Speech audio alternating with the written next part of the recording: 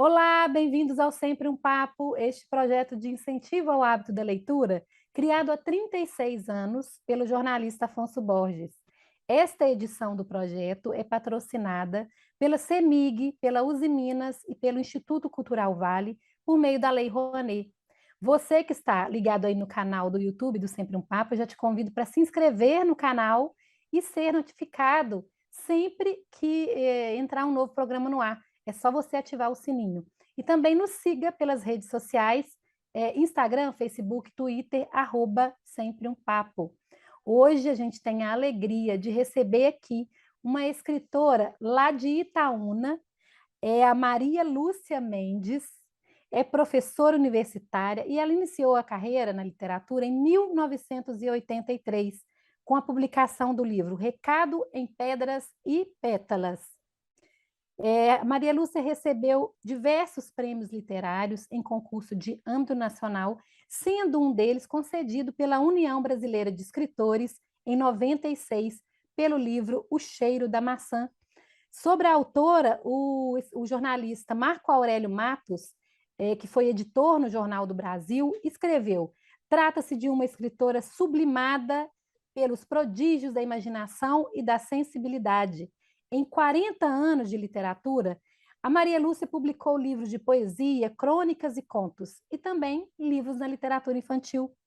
Entre as suas obras estão Recado em Pedras e Pétalas, Miragem, A Guarda do Anjo, Atalho, O Cheiro da Maçã, Badra, A Borboleta Bombom, Bisoca Formiguinha Dorminhoca, Aventuras da Girafa Gila Flor, A Abelha Belinha, Além dos Trilhos, Aparições Marianas em Itaúna e, sendo mais recente, A Sedução das Palavras.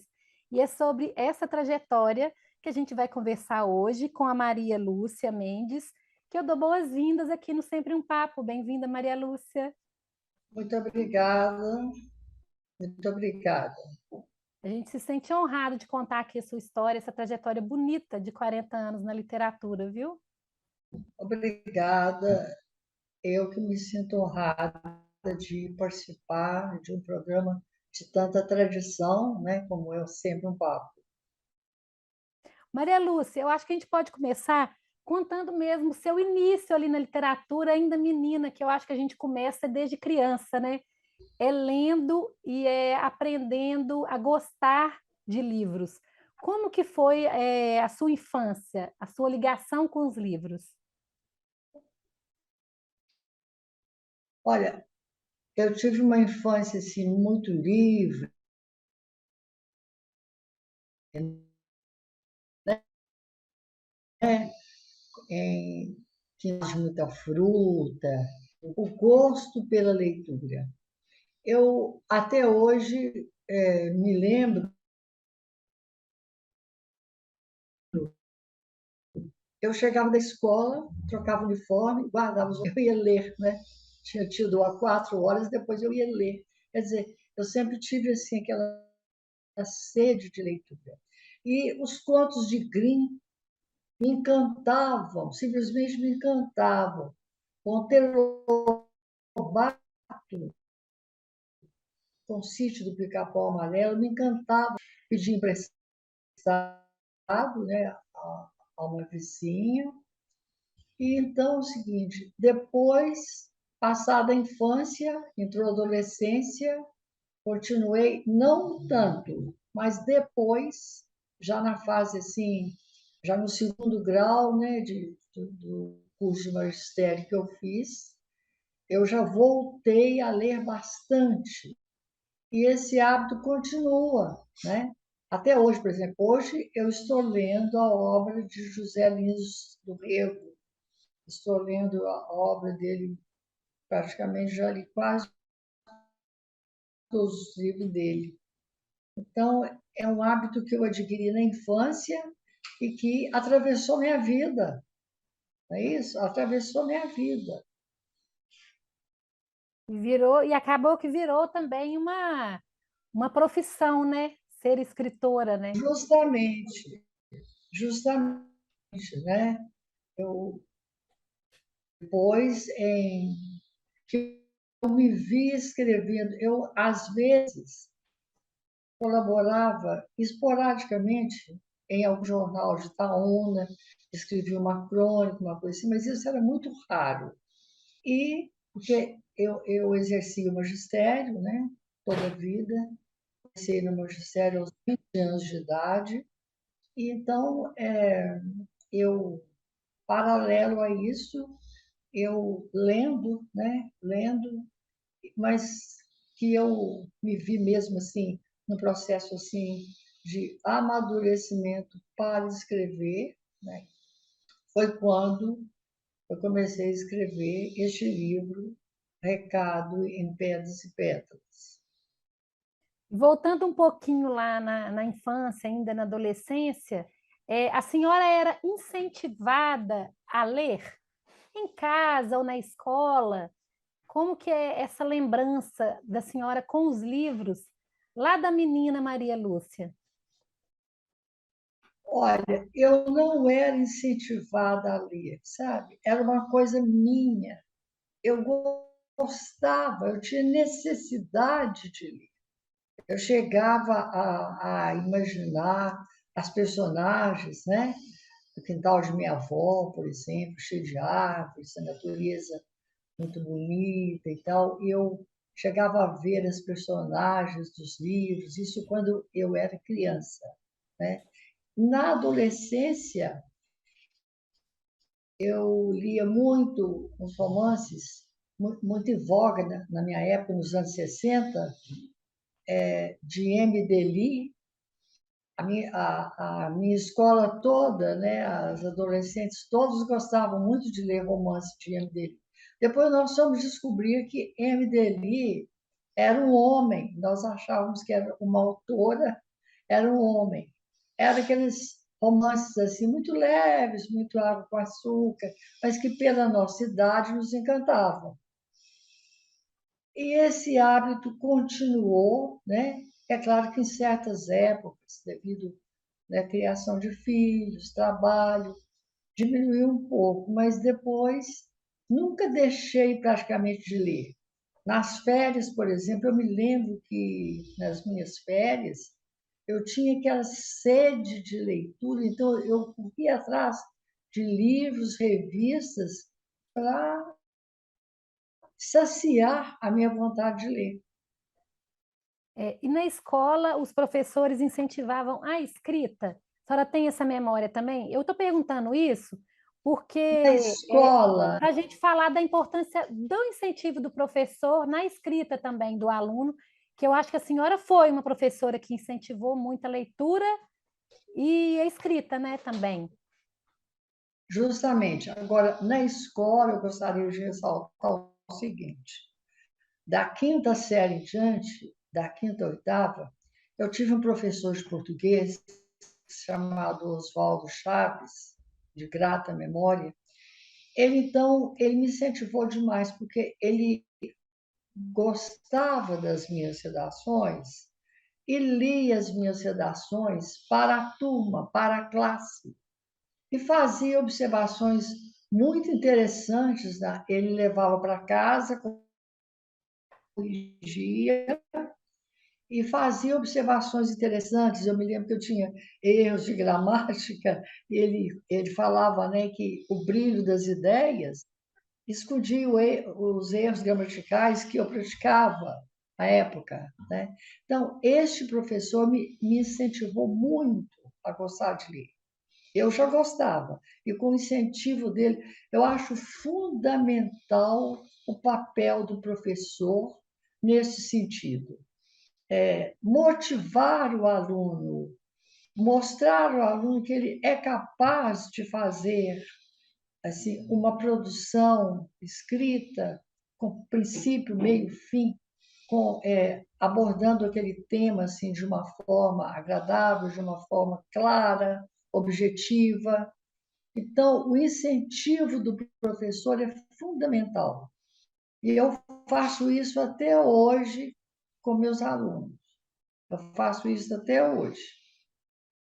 A Quando eu senhora, leio, uhum.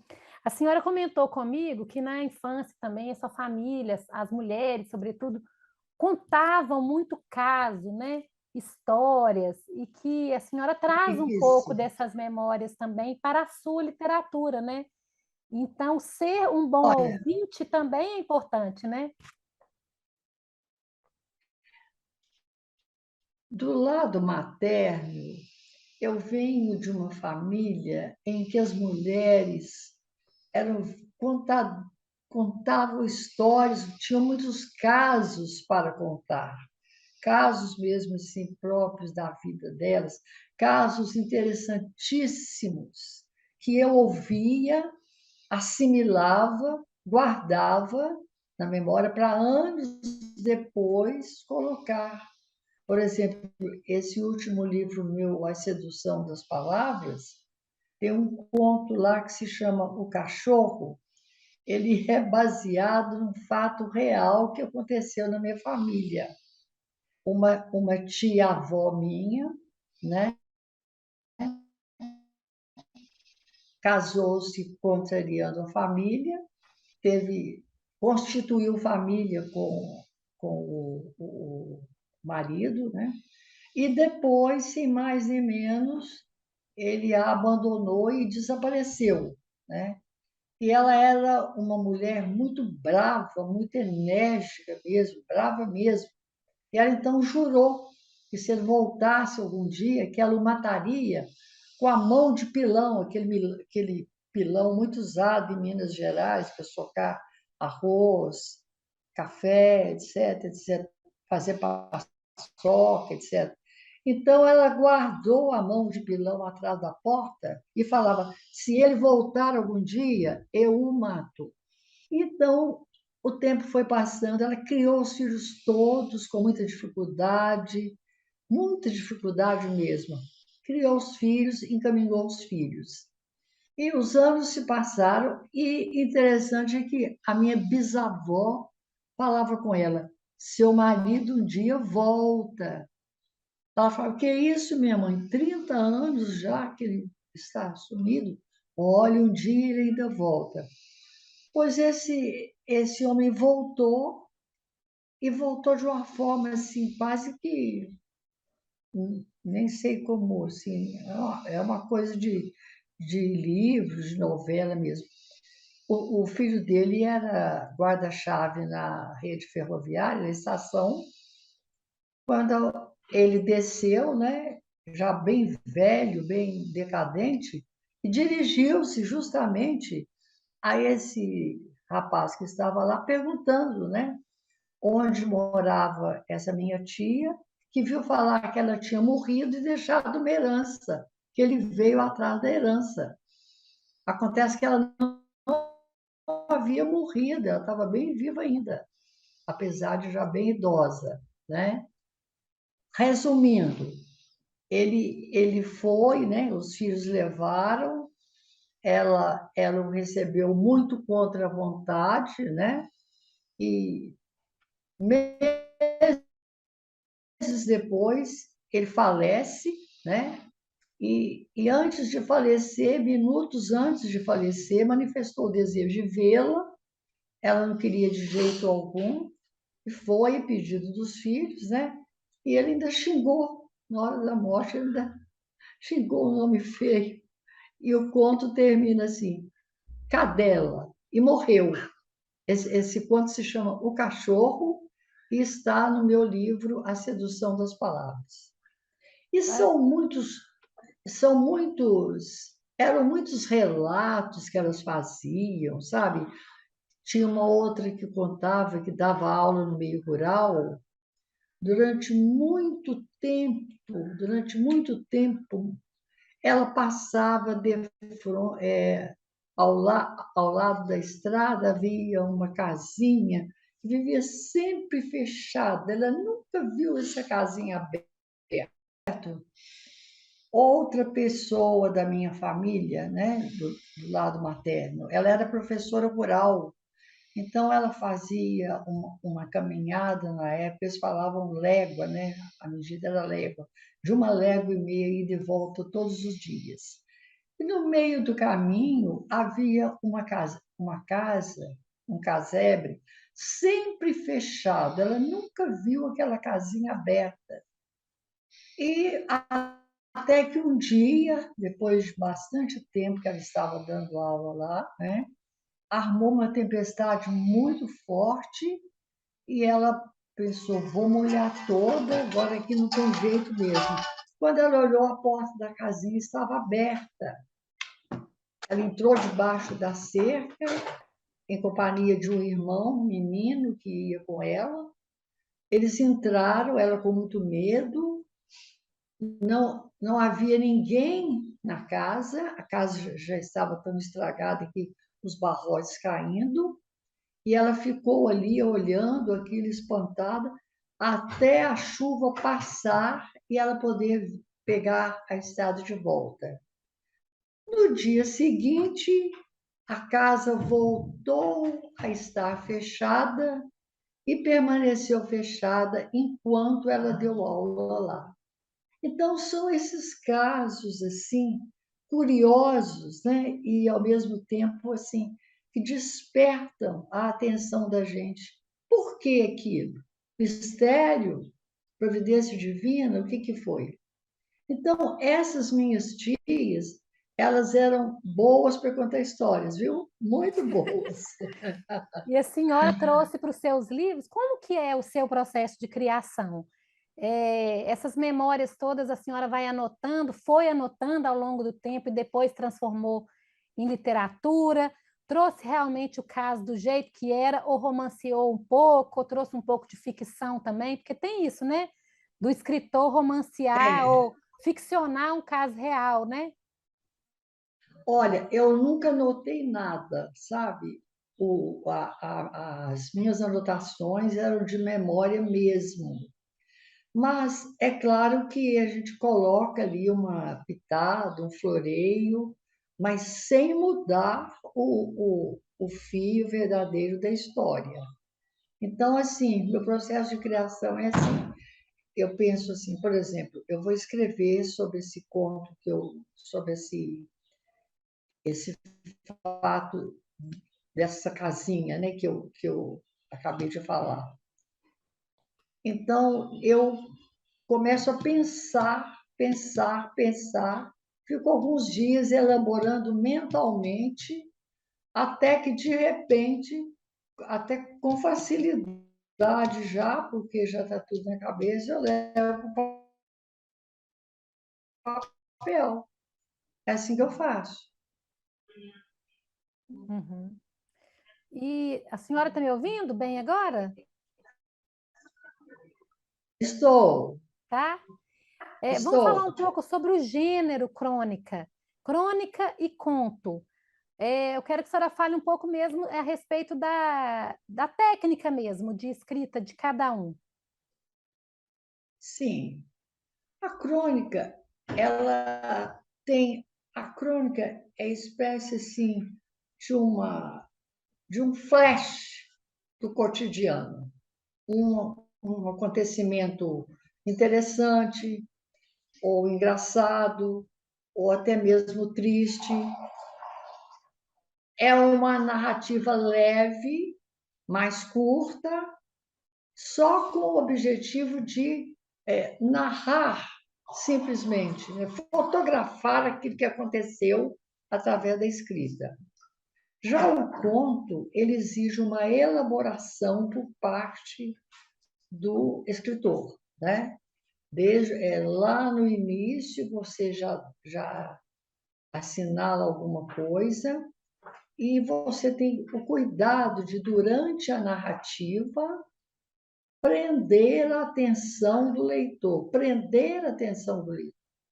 Monteiro Lobato dizia: final de conta é tudo. Então, se você consegue dar um final surpreendente no conto, que é o ideal, dar um final surpreendente, surpreender o leitor com o final, melhor ainda. O conto exige muito mais elaboração do que a crônica. A crônica é um estilo leve, né? Um flash do cotidiano.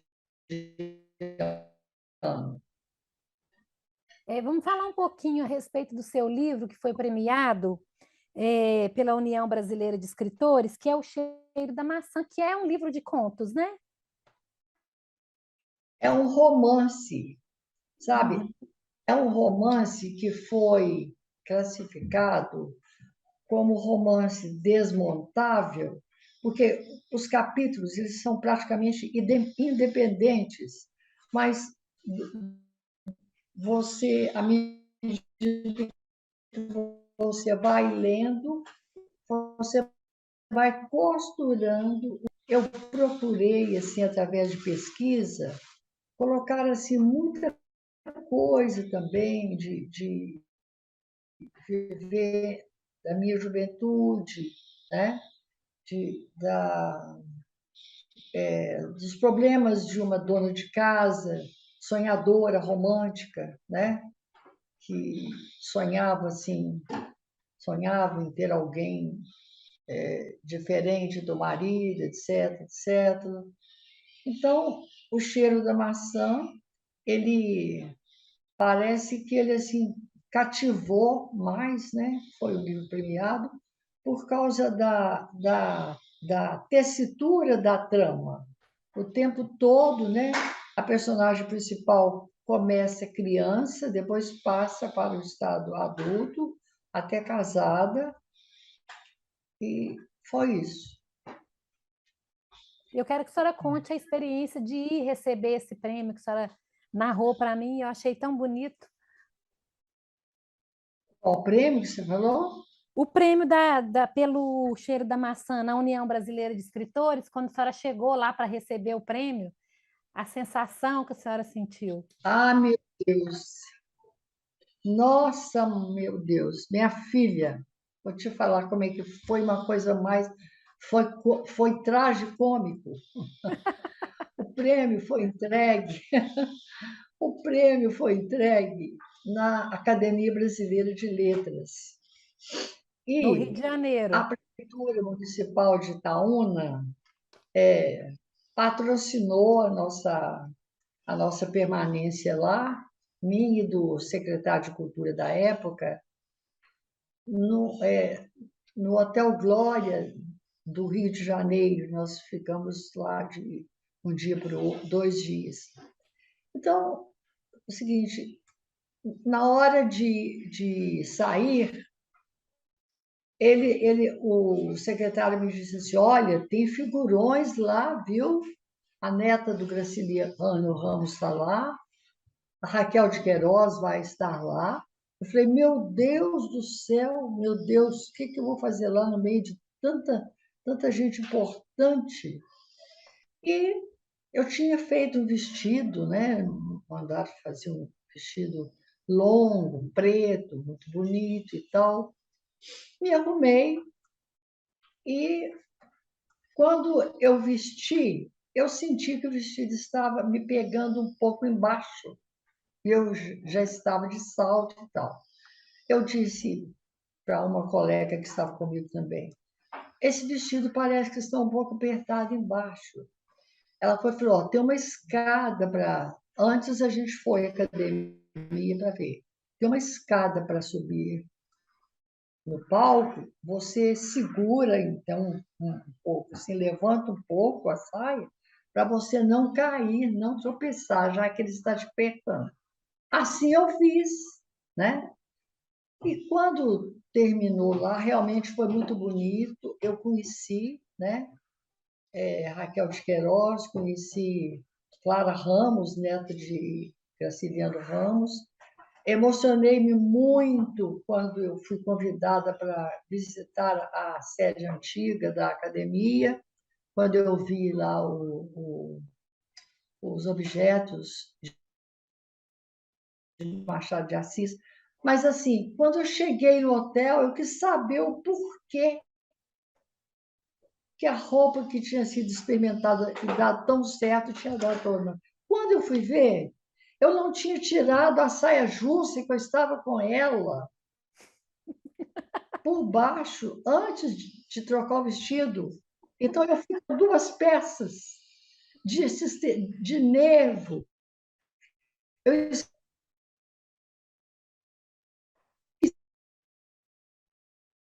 Ah, de tirar uma outra peça que eu estava com ela, cômica, mas que ao mesmo tempo eu passei é, aperto. né? Isso aí pode ser uma crônica da academia, hein? Justamente, justamente. Foi difícil subir as escadas segurando e foi tudo, né? Tudo psicológico, porque eu falei, meu Deus, vou chegar lá na Academia Brasileira de Letras, sair lá de Itaúna, vou na academia. Quem sou eu para chegar na Academia Brasileira de Letras, né? E esqueci Ai, que aconteceu isso. Mas no final deu tudo certo, foi maravilhoso.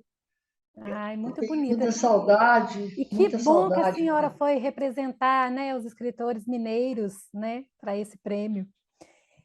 Outro tema que eu quero que a gente fale é sobre seus livros de poesia. São poucos, né, perto da sua literatura, né? São 2 livros apenas, mas que são bem marcantes. E eu quero que a senhora fale um pouco sobre isso, sobre escrever poesia. De onde que vem essa inspiração? Sim, E por eu que, né, havia, a senhora parou de escrever poesia? parei. Eu havia escrito, eu havia escrito Recado em Pedras e Pétalas, havia escrito Miragem, depois me veio, porque poesia, para a gente escrever poesia, a gente tem que estar com uma necessidade muito grande de escrever. E eu estava com essa necessidade de escrever poesia. Então, eu escrevi o primeiro, A Guarda do Anjo, né? E depois eu escrevi Miragem, não, Atalho. Depois eu escrevi Atalho.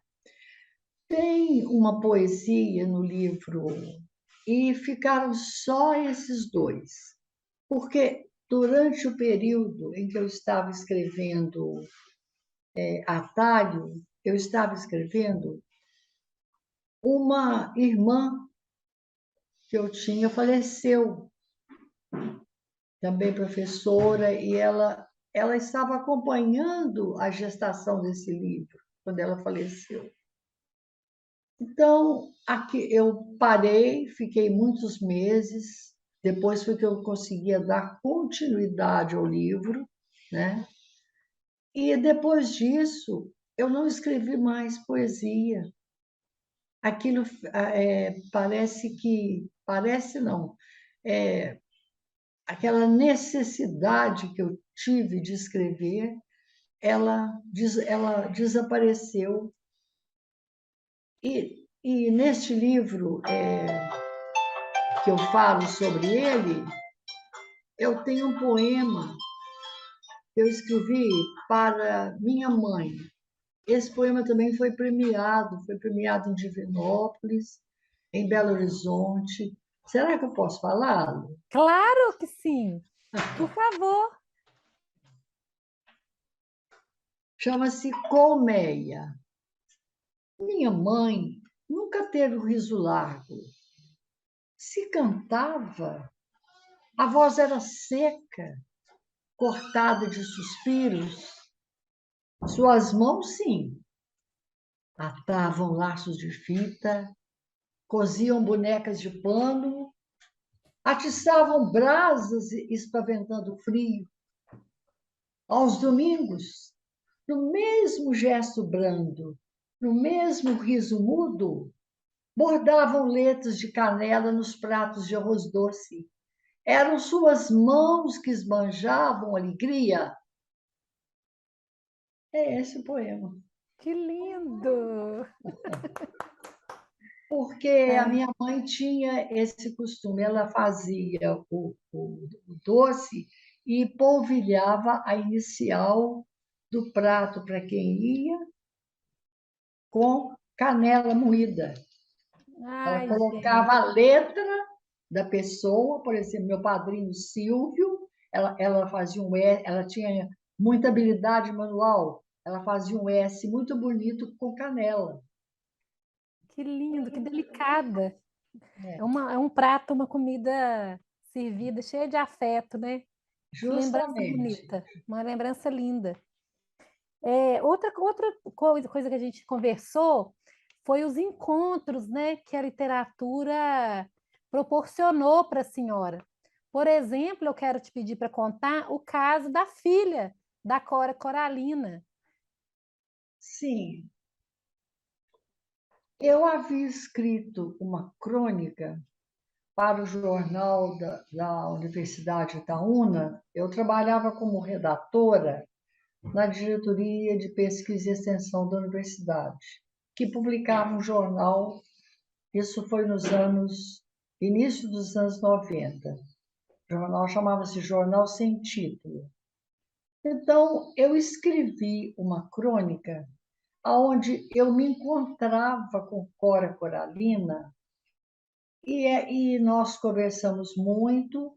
Ela falou trechos de poesia, falou sobre o Rio Vermelho, lá em Goiás, e me deu receitas de doces, que ela era exímia doceira. E depois ela pegou a mala e me disse que teria que partir, que teria que ir embora. Então foi uma espécie assim, de um encontro, foi um sonho que eu tive com ela. Essa crônica foi publicada e eu não sei mesmo como ela chegou, né, em São Paulo, na cidade de São Paulo, aonde eu acho que mora ainda a filha caçula dela, Vicência Bretas Taan. Então,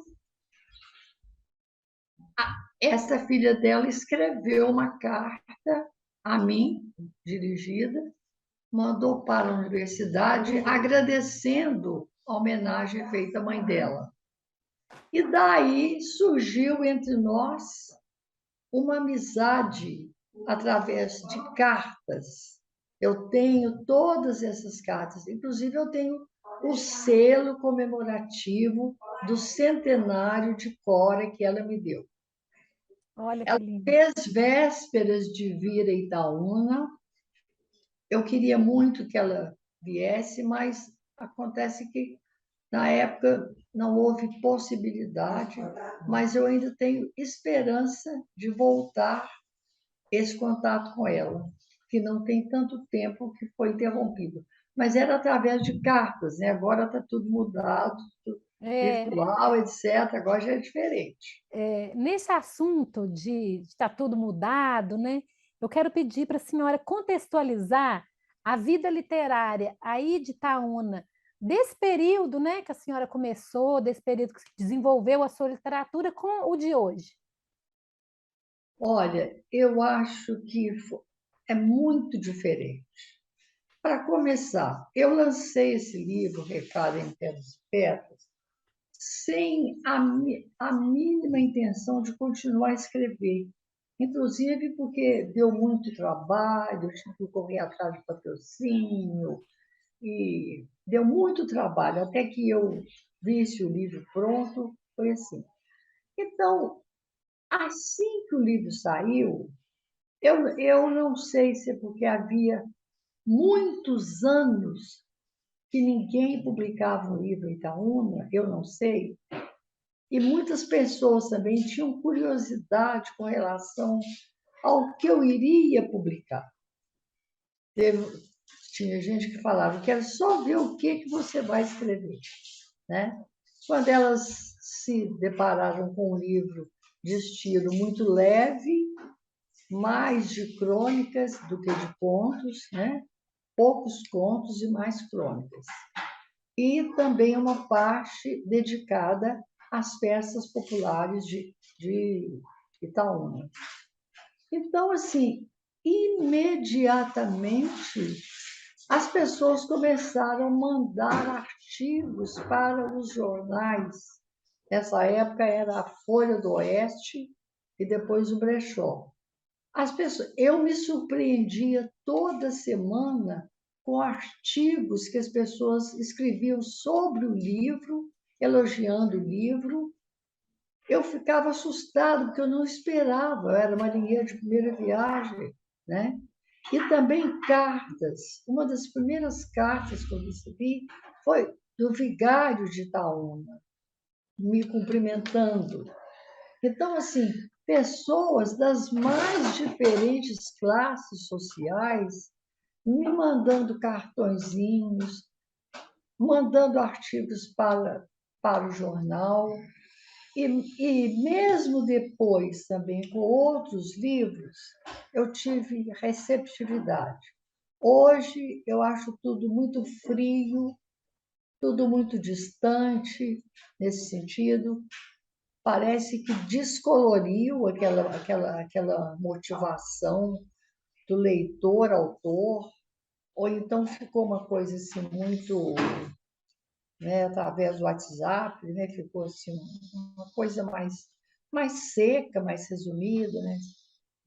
Mas naquela época era muito diferente. Eu senti isso, o contato leitor com autor. E agora entrando um pouco na sua literatura para crianças, como que é escrever, o diferencial, né? Que é diferente escrever para esse público infantil. Olha, o processo de escrever, de criar, né, de fantasiar, é o mesmo. O que muda é o jeito de você escrever, né? Tem que ser uma coisa assim mais leve e de acordo com o grau de desenvolvimento intelectual da criança, né? Para que ela pegue a mensagem do livro. Este livro, por exemplo, aqui, ó, Aventuras da Girafa Giraflor, este livro é muito interessante. Ele foi escrito porque eu ganhei 3 girafinhas de porcelana que foram de minha bisavó, e elas têm mais de 100 anos. Hoje elas estão na minha sala de visitas. Eu ganhei essas 3 girafinhas miniaturas. Então, eu amava essas girafinhas desde criança. Eu era pequena, já essas girafinhas ficavam lá na casa dela. Então, eu criei uma história em cima delas, né? A girafinha foge de casa, né? E passa muitas dificuldades fora de casa. Então, Aventuras da Girafa Giraflor mostra muito essa importância do valor que a gente deve dar à família, aos pais. A senhora tem um outro livro infantil aí também, né? Que pode mostrar? Tem. Este aqui, Só lembrando que os seus livros estão esgotados, né, Maria Lúcia? E alguns vão ser reeditados em breve, né? Previsão para 2023, incluindo esses dois aí que a senhora vai mostrar, os infantis, né? justamente, os livros estão esgotados, sabe? Estão esgotados.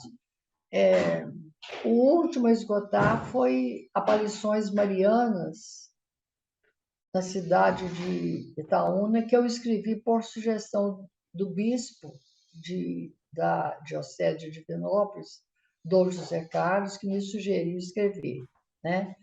Foi o último que esgotou, mas também a tiragem dele foi muito grande. E agora esses outros estão em andamento, né? Está em andamento o processo de reedição deles. A borboleta bombom, eu fazia caminhada, né? À beira do rio, Rio São João, que é o rio que corta Itaúna. Quando passa por mim uma borboleta azul muito bonita. Levanta a capa dele aí para a gente ver. A capa é essa aqui, ó. Sai um Aham. livro, sai um livro em formato grande. Esse próximo já vai ser com outras ilustrações e com outro tamanho também mais moderno. Segundo a Aham. editora, vai ser. E eu não sei para te dizer como a inspiração vem de Deus, vem do alto. Vem do alto. Eu recebo todas as pessoas que escrevem, nós recebemos de Deus, é divino o processo. Aí eu criei uma história de uma borboleta linda que desaparece no meio do bosque.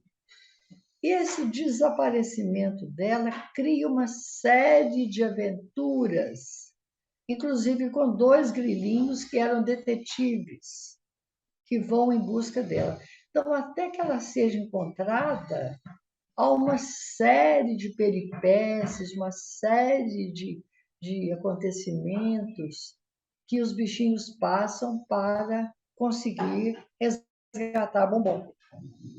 Foi isso. Maravilha. A senhora começou a falar um pouco do livro Aparições Marianas em Itaúna, e aí eu vou pedir para a senhora contar um pouco a respeito dessa história que realmente existe, né? E que é Existe, sim. cultuada em Itaúna, né? Sim. Não só Itaúna, porque a gruta, né, como é o lugar que ficou conhecido, todo mundo fala gruta. É visitada por gente, muita gente fora, né? Pessoas de vários lugares, até de outros países visitam. Este acontecimento, né, se deu em 1955. Lá era uma mata fechada mesmo. Havia uma lagoa na frente e um bairro, não era bairro ainda, era uma poucas casinhas por ali, né? Quando três crianças que brincavam na mata viram um clarão muito grande sob um cupim e em seguida viram a imagem de Nossa Senhora. Então, você imagina isso em 1955, numa cidade do interior. Foi uma coisa assim, impressionante. A notícia correu rapidamente. E nesse mesmo dia, as pessoas começaram a cortar, a entrar na mata, e para entrar na mata, elas tiveram que abrir picadas da mata. E eu me lembro que eu era criança e quando chegava a noite, no meio daquela escuridão da mata, as pessoas acendiam velas e começavam a cantar. E havia algumas, que eu não sei se por sugestão, não sei, falavam que estavam vendo Nossa Senhora. Então aquilo me dava um medo. Eu tinha medo, sabe? Eu tinha medo de ver aquele cenário assim escuro com as velas acesas e tal. Então, com o passar do tempo, né, outras pessoas, inclusive pessoas idôneas, né, um senhor de muita personalidade, um farmacêutico, chefe de família, pessoa interessante que todos os envolvidos dessa história eram ateus. O dono do terreno era ateu, o outro que comprou o terreno era ateu também,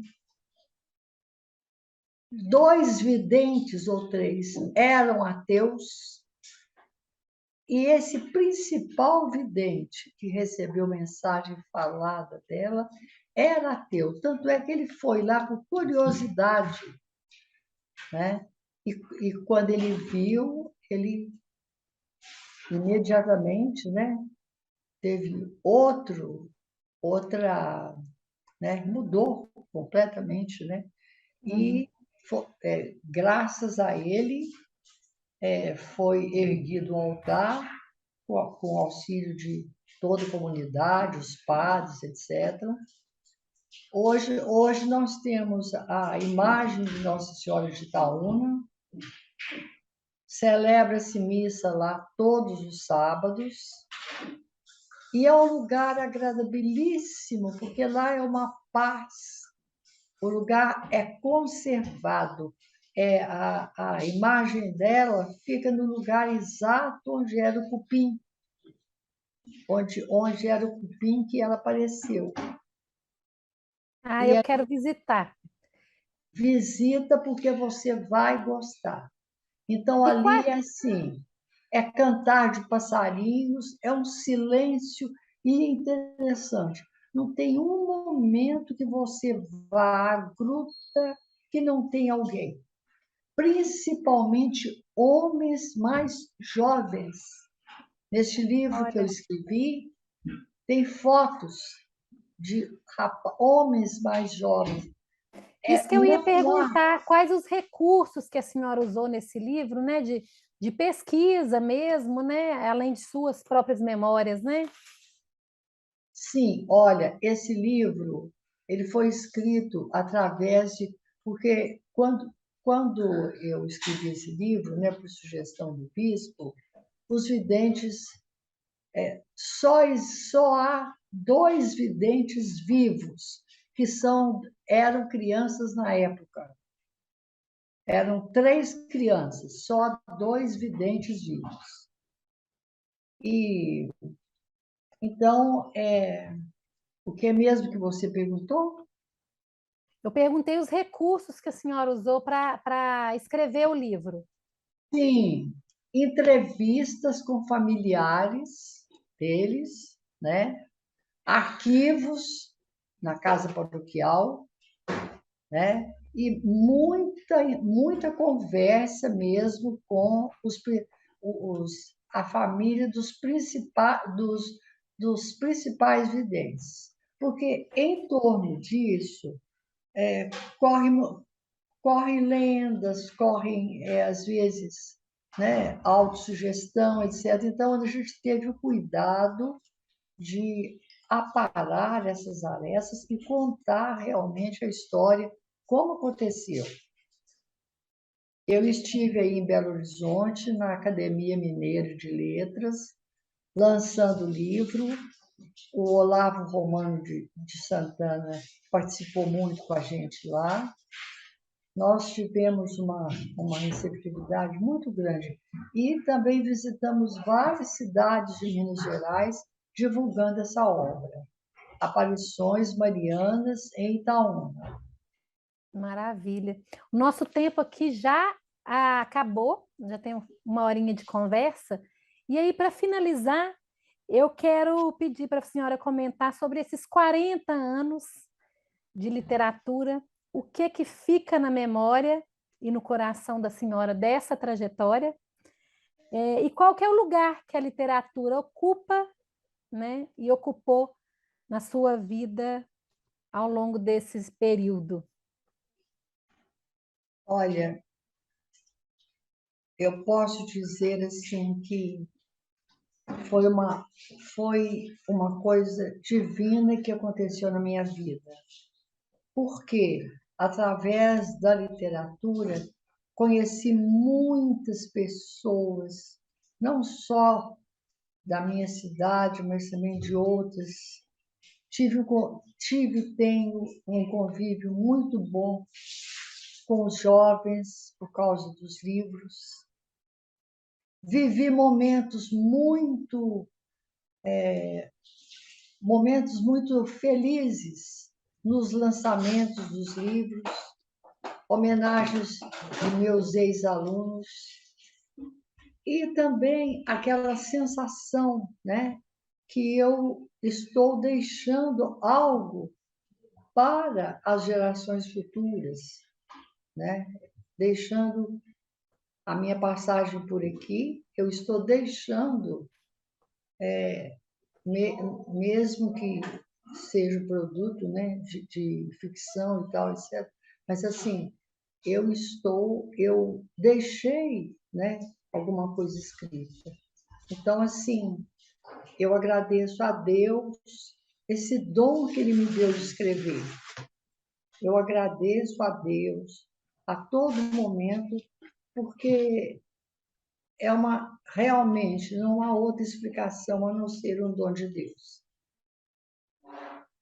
Parabéns pela sua trajetória. Eu quero agradecer a senhora por ter disponibilizado esse tempo para conversar um pouquinho, contar um pouco da sua história aqui para a gente. Muito obrigada. Agradecer a sua assistente aí que esteve conosco, as pessoas que acompanharam esse programa. A Libras, a nossa intérprete de Libras, que é a Raíssa Medeiros, que está aqui com a gente, e a todos que estão acompanhando aqui no canal. A gente também pede desculpas pelas falhas técnicas um pouco que a gente teve de comunicação, porque a Maria Lúcia Mendes está em Itaúna, a gente está em outro lugar, a gente está em Belo Horizonte, então teve uma diferença aí de queda de internet mesmo, né? A tecnologia que a gente depende. Então, eu convido vocês também que estão nos assistindo para se inscrever no canal do YouTube, para receber nossas notificações, é só ativar o sininho, e se inscrever também, ser nosso seguidor nas redes sociais, @sempre um papo, no Facebook, no Twitter. E muito obrigada, Maria Lúcia.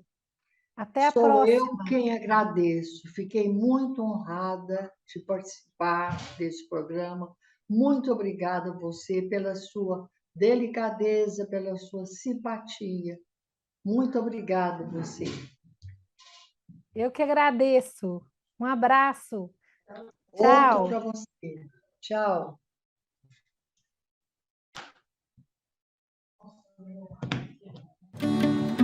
Onde está a cultura? A cultura está em todos os cantos do Brasil. E com o Instituto Cultural Vale, vamos valorizar ainda mais nossas manifestações culturais.